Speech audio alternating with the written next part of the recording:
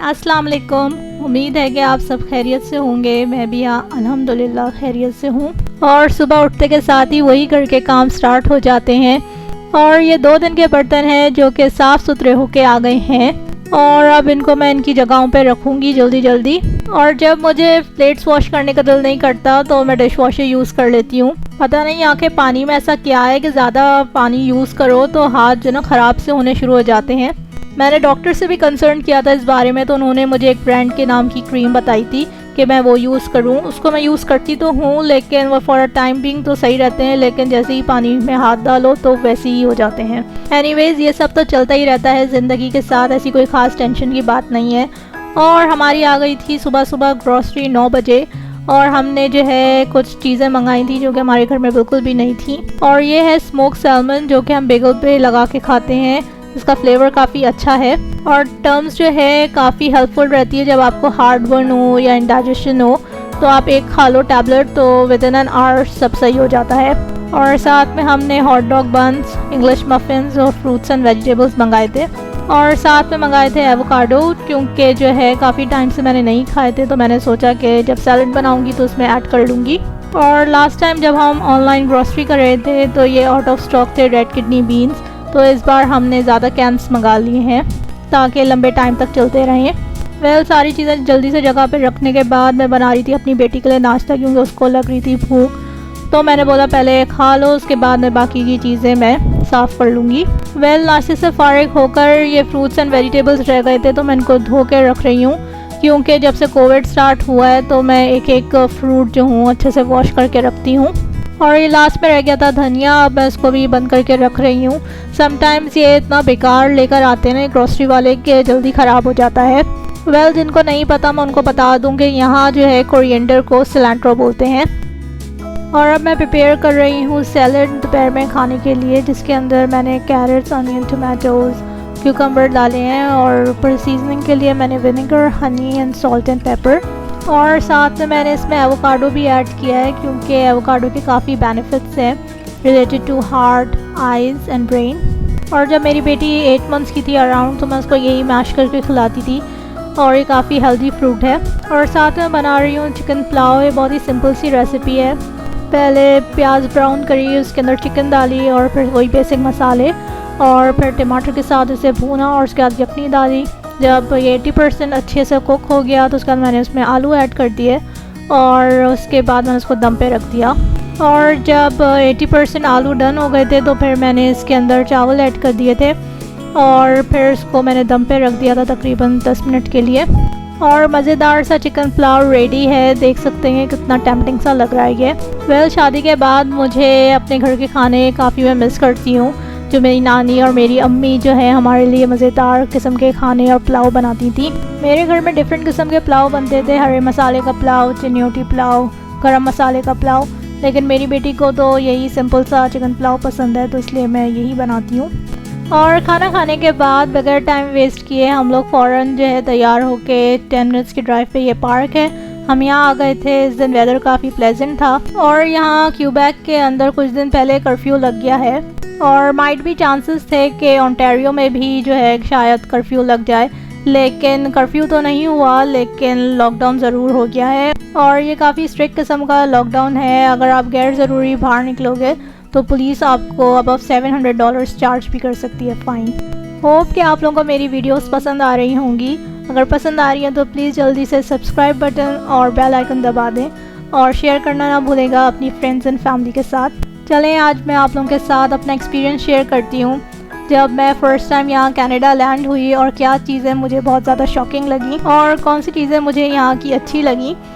ये मेरा अपना पर्सनल ओपिनियन है। हो सकता है कि कनेडियन व्यूवर्स जो हैं वो मुझसे डिफ़र करें मेरी बात से, क्योंकि हर इंसान का अपना पर्सनल ओपिनियन और अपना पर्सनल एक्सपीरियंस होता है।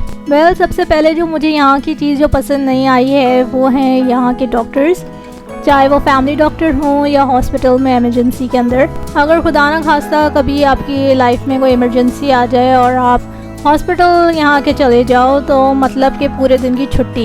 इन शॉर्ट मैं बस इतना कह सकती हूँ कि आप तकलीफ़ में जो है ना पागल हो जाओगे, लेकिन आपका जो है ना नंबर नहीं आता। तकरीबन 5 से 6 घंटे आपको इमरजेंसी के अंदर वेट करना पड़ता है। सबसे पहले तो आपको जो है जूनियर डॉक्टर्स को अपना पूरा इंटरव्यू देना पड़ता है। अगर उनको बात समझ नहीं आए तो फिर वो स्पेशलिस्ट को बुलाते हैं और फिर जो है एक लंबी ख्वारी हो जाती है। और दूसरी चीज़ जो मुझे यहाँ की नहीं पसंद आई है वो है रेस्टोरेंट्स का एम्बियंस, क्योंकि इतना ज़्यादा कंजस्टेड होता है कि बिल्कुल भी मुझे जो ना कंफर्टेबल फील नहीं होता वहाँ बैठ के खाना। अब तो कोविड की वजह से डाइन इन अलाउ नहीं है, लेकिन वैसे हम लोग जो है मोस्टली घर पर ही खाना ऑर्डर कर लेते हैं। मुझे और मेरे हस्बैंड को वही कंफर्टेबल रहता है। और तीसरी चीज़ जो अच्छी नहीं है वो है यहाँ के जो रेंट्स हैं वो काफ़ी हाई हैं, तो अच्छी लोकेशन में अच्छा घर मिलना बहुत ही कोई यहाँ मुश्किल काम है। आप जहाँ रहते हैं वहाँ आपको बहुत सी चीज़ें अच्छी भी लगती हैं और बहुत सी चीज़ें आपको नहीं भी अच्छी लगती। चले मैंने आप लोगों को ये तो बता दिया कि मुझे यहाँ क्या चीज़ें अच्छी नहीं लगती। जो अच्छी लगती हैं वो हैं यहाँ के ऑल 4 सीजन्स। यहाँ का ऑटम बहुत अच्छा है, स्प्रिंग बहुत अच्छा है और विंटर भी अच्छा है, लेकिन वो काफ़ी लंबा होता है 6 मंथ्स का, तो वो टू मच हो जाता है। और दूसरी चीज़ जो मुझे यहाँ अच्छी लगती है वो यहाँ का स्टैंडर्ड ऑफ लिविंग। यहाँ की एजुकेशन काफ़ी अच्छी है माशाल्लाह, और यहाँ आपके पास अपनी फैमिली को देने के लिए टाइम भी होता है। यहाँ सारे काम आपको खुद करने होते हैं A to Z, लेकिन फिर भी आपके पास इतना टाइम होता है कि आप अपनी फैमिली को अच्छा क्वालिटी टाइम दे सको। और तीसरी अच्छी बात यह है कि यहाँ जब कोई मुस्लिम कम्युनिटी का शख्स आपसे मिलता है तो वो ज़रूर आपको सलाम करेगा और ज़रूर आपको खुशी से मिलेगा, तो आपको काफ़ी अच्छा लगता है। माशाल्लाह से कनाडा में हसीन किस्म के लैंडस्केप्स हैं और मैं उन्हें देख के जो हूँ काफ़ी इंजॉय करती हूँ।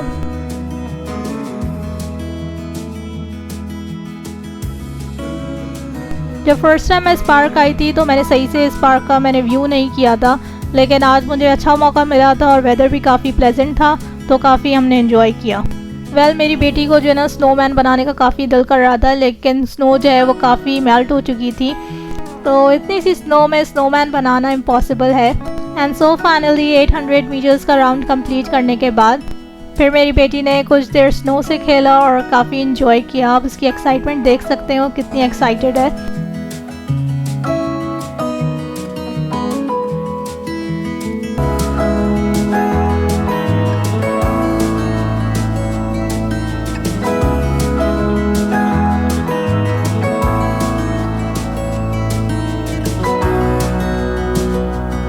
और घर आने के बाद मैंने इसे चेंज कराया और अपने लिए बनाई मैंने कॉफ़ी, क्योंकि मुझे साइनस का इश्यू है, तो घर होता है एक्चुअली गर्म और बाहर होता है ठंडा, तो फ़ौरन मुझे हेडेक स्टार्ट हो जाता है। कॉफ़ी पी के मुझे बेटर तो फील हुआ था, लेकिन सर दर्द नहीं ख़त्म हुआ, तो फिर मैंने एडविल एक ले ली थी।